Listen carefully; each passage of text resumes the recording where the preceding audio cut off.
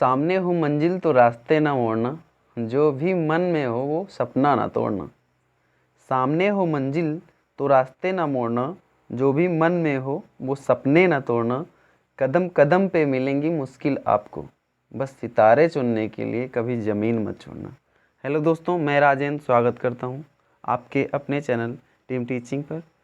आप सभी प्यारे प्यारे दोस्तों को नागपंचमी की बहुत सारी बधाइयाँ, शुभकामनाएं। आज हम बहुत अच्छा टॉपिक डिस्कस करने वाले हैं जिसका नाम है बौद्ध धर्म। बौद्ध धर्म से जहाँ से भी क्वेश्चन बन सकता है हम उसके बारे में बहुत अच्छे से डिस्कस करेंगे और जानेंगे कि क्वेश्चन कहाँ से पुटअप हो सकता है बौद्ध धर्म से, और चर्चा करेंगे अच्छे से। फर्स्ट स्लाइड में बौद्ध धर्म के संस्थापक महात्मा बुद्ध जी हैं। पेपर में पूछा जाता है कि बौद्ध धर्म के संस्थापक कौन है, तो महात्मा बुद्ध जी हैं, जिन्हें एशिया का ज्योति पुंज कहा जाता है। बार बार पूछा जाता है पेपर में कि एशिया का ज्योति पुंज किसे कहा जाता है, तो महात्मा बुद्ध जी को कहा जाता है। याद रखेंगे, महात्मा बुद्ध जी का जन्म 563 ईसा पूर्व में हुआ था। बीसी अगर आपको कहीं लिखा मिलता है तो उसका मतलब होता है ईसा पूर्व, ईसा मसीह के जन्म से पहले। और ईसा मसीह जी का जन्म 1 ईस्वी में हुआ था। ठीक है। और पूछा जाता है पेपर में कि महात्मा बुद्ध जी के माता का क्या नाम था, तो माया देवी था। पिता का नाम शुद्धोधन था। शुद्धोधन जी शाक्य गण के मुखिया थे। और महात्मा बुद्ध जी की पत्नी का नाम यशोधरा था और पुत्र राहुल, महात्मा बुद्ध जी के पुत्र का नाम राहुल था। और जो है एक घटना घटी कि महात्मा बुद्ध जी के जन्म के 7वें दिन ही इनकी माता माया देवी का देहांत हो गया। और इनके देहांत के बाद जो लालन पालन की इनकी मौसी प्रजापति गौतमी जी ने किया। पेपर में पूछा जाता है कि महात्मा बुद्ध जी का लालन पालन किसने किया था, तो आपको बताना है प्रजापति गौतमी। प्रजापति गौतमी कौन थी, तो महात्मा बुद्ध जी की मौसी जी थी।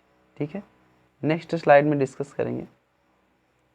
पूछा जाता है कि महात्मा बुद्ध जी गृह त्याग कितने वर्ष में किए, कितनी आयु थी उनकी, तो 19 वर्ष आयु थी। गृह त्याग की घटना को क्या कहा जाता है, पेपर में बहुत बार पूछा जाता है, तो आपको बताना है महाभिनिष्क्रमण। गृह त्याग की घटना को महाभिनिष्क्रमण कहा जाता है। महात्मा बुद्ध जी को ज्ञान की प्राप्ति बोधि वृक्ष के नीचे 35 वर्ष की आयु में निरंजना या फुल्गु नदी के किनारे हुई। पेपर में पूछा जाता है इन्हें ज्ञान की प्राप्ति कहाँ हुई, तो बोध गया में हुई। कहाँ हुई, बोध गया में हुई। इनके जो प्रथम गुरु थे वो अलार कलाम जी थे।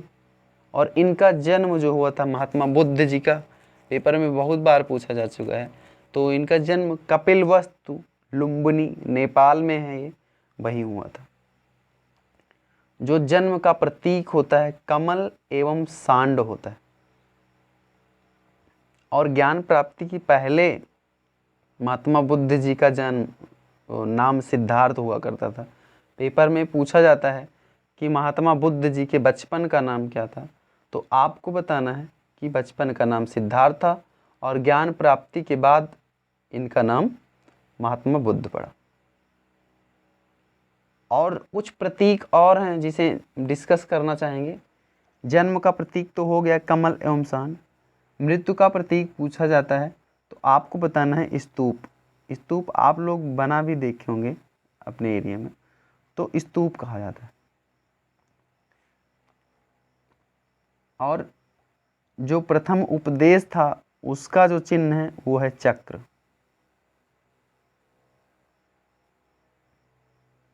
और गृह त्याग का जो चिन्ह है वो है घोड़ा, क्योंकि इन्होंने घोड़ा के द्वारा ही बाहर गए थे, तो इसीलिए उसका घोड़ा है। और ज्ञान की प्राप्ति का चिन्ह है पीपल। पीपल को हम लोग बोधि वृक्ष भी कहते हैं। इतना याद रखेंगे। नेक्स्ट स्लाइड में है जो प्रथम उपदेश था, पूछा जाता है पेपर में, गौतम बुद्ध जी अपना प्रथम उपदेश कहाँ दिए थे? तो सारनाथ में दिए थे, जिसे धर्मचक्र प्रवर्तन के नाम से जाना गया।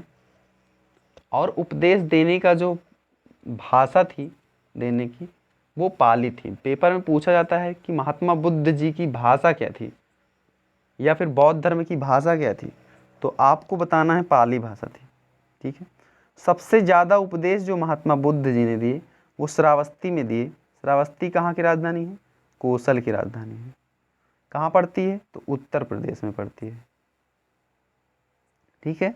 और इनकी मृत्यु जो हुई वो 483 ईसा पूर्व कहाँ हुई? कुशीनगर में हुई। कुशीनगर भी कहाँ पड़ता है? यूपी में पड़ता है। स्तूप बता ही चुके हैं। और मृत्यु की घटना जो है बौद्ध धर्म में महापरिनिर्वाण के नाम से जानी जाती है। क्या जानी जाती है? महापरिनिर्वाण। इतना हम याद रखेंगे बहुत अच्छे से। और आगे नेक्स्ट स्लाइड में हम डिस्कस करेंगे बौद्ध संगीत के बारे में। तो बौद्ध संगीतियाँ 4 हुई हैं, चारों इम्पॉर्टेंट हैं, पूछी जाती हैं। सन नहीं पूछा जाता है, इसलिए हम यहाँ सन मेंशन नहीं करें हैं। फिलहाल हम बता देंगे सन कि कब कौन सी संगीति हुई थी। जो प्रथम संगीत हुई थी वो 483 ईसा पूर्व, क्या 483 ईसा पूर्व में हुई थी। और कहाँ हुई थी? तो राजगृह में हुई थी। स्थान था राजगृह। और शासक उस समय के थे अजातशत्रु। अजातशत्रु याद रखेंगे। और अध्यक्ष थे महाकश्यप। इतना याद रखेंगे। नेक्स्ट, दूसरी बौद्ध संगीत जो हुई थी वो वैशाली में हुई थी। उस समय शासक जो था वो कालाशोक था। पेपर में पूछा जाएगा, ऐसे क्वेश्चन यहाँ से क्रिएट करेगा कि जो द्वितीय बौद्ध संगीत हुई थी वो कहाँ हुई थी? तो वैशाली में हुई थी। वैशाली कहाँ है? बिहार में। और राजगृह कहाँ है? बिहार में। इतना याद रखेंगे। पूछेगा कि द्वितीय बौद्ध संगीत के समय शासक कौन था? तो कालाशोक था। और अध्यक्ष जो था वो साबाकामी था। ये इंपॉर्टेंट नहीं है, लेकिन शासक इंपॉर्टेंट पूछ सकता है पेपर में। तीसरी बौद्ध संगीत के बारे में डिस्कस करेंगे। तीसरी बौद्ध संगीत जो थी वो पाटलिपुत्र। पूछेगा कि तीसरी बौद्ध संगीत कहाँ हुई थी? तो पाटलिपुत्र में हुई थी। पाटलिपुत्र भी कहाँ है? बिहार में ही। उस समय शासक जो था वो अशोक महान था। अध्यक्ष था उस समय मोंगली पुत्र टिस्सु था। मोंगली पुत्र टिस्सु। चौथी बौद्ध संगीत बहुत इंपॉर्टेंट है। पूछा जाता है कि चौथी बौद्ध संगीत कहाँ हुई? कुंडल वन में हुई थी। कहाँ हुई थी? चौथी बौद्ध संगीत कुंडल वन में हुई थी।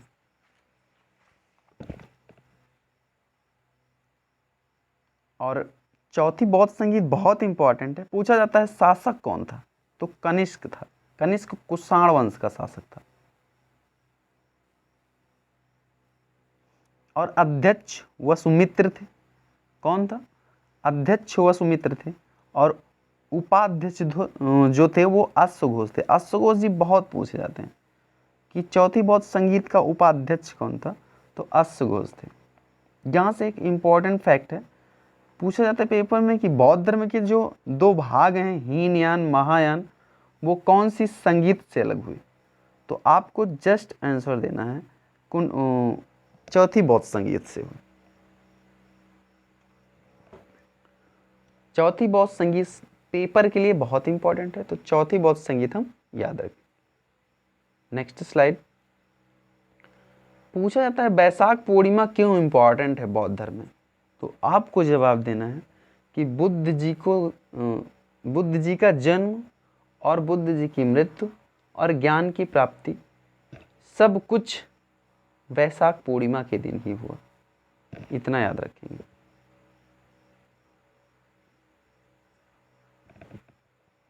नेक्स्ट, जो बौद्ध धर्म है, कुछ फैक्ट हैं इसके बारे में। भाई बौद्ध धर्म में ईश्वर की मान्यता नहीं है और आत्मा पर विश्वास भी नहीं है। इसमें जो है पुनर्जन्म में विश्वास है। और ये त्रिपिटक बहुत इंपॉर्टेंट है। पूछा जाता है कि त्रिपिटक पुस्तक का संबंध किससे है, तो आपको बताना है बौद्ध धर्म से। कुछ इसके सब भाग भी हैं, जैसे सूत्र पिटक, कभी कभी दे सकता है पेपर में, सूत्र पिटक का संबंध जैसे है, विनय पिटक,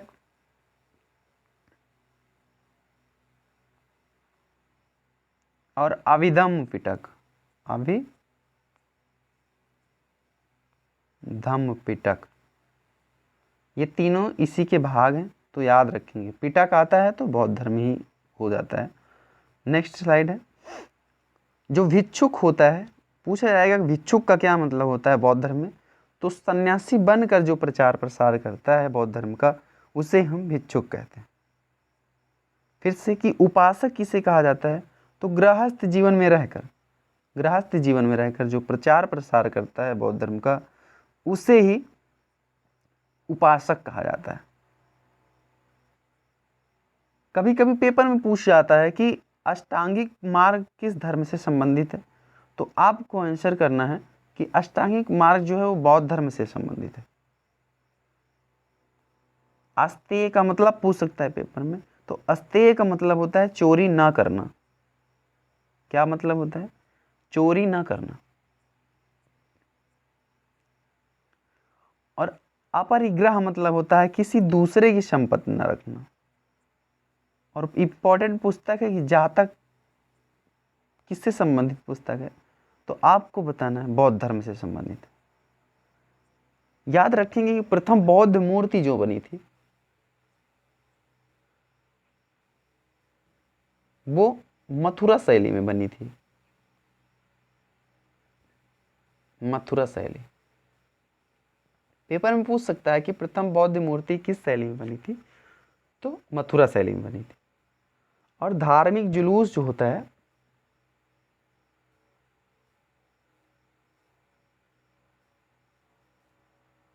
धार्मिक जुलूस का शुरुआत जो हुआ था वो बौद्ध धर्म से ही प्रचार हुआ, वो शुरुआत हुआ था इसका। जो धार्मिक का जुलूस निकलता है रोड वगैरह पे, उसकी शुरुआत जो हुई थी वो बौद्ध धर्म से ही हुई थी। और यहाँ तक ज्ञात होता है कि भारत में जो उपासना की जाने वाली प्रथम मूर्ति थी, उपासना करने वाली, वो बुद्ध जी की ही थी। इतना याद रखेंगे अच्छे से। थोड़ा सा हम रिवीजन कर लेते हैं। पेपर में पूछा जाएगा कि बौद्ध धर्म का संस्थापक कौन था, तो आपको आंसर करना है महात्मा बुद्ध जी थे। पूछेगा महात्मा बुद्ध जी का जन्म कब हुआ था, तो 563 ईसा पूर्व में हुआ था। पूछेगा कि बुद्ध जी की माता का नाम क्या था, तो माया देवी था। पिता शुद्धोधन साकगढ़ के मुखिया थे। पत्नी यशोधरा, पुत्र राहुल, और लालन पालन जो किया था वो प्रजापति गौतमी ने किया था। इतना याद रखेंगे। नेक्स्ट, और गृह त्याग 29 वर्ष में। गृह त्याग घटना को महाविनिष्क्रमण कहा जाता है। ज्ञान की प्राप्ति बोधि वृक्ष के नीचे 35 वर्ष की आयु में निरंजना नदी, नदी इंपॉर्टेंट है, कौन सी नदी किनारे, तो निरंजना या फुल्गु नदी किनारे हुआ था। और तपस्या या फिर प्रथम गुरु पूछ सकता है तो अलार कलाम जी थे। जन्म इनका कपिल वस्तु लुम्बिनी नेपाल में हुआ था। प्रतीक कमल एंड शान। बचपन का नाम सिद्धार्थ।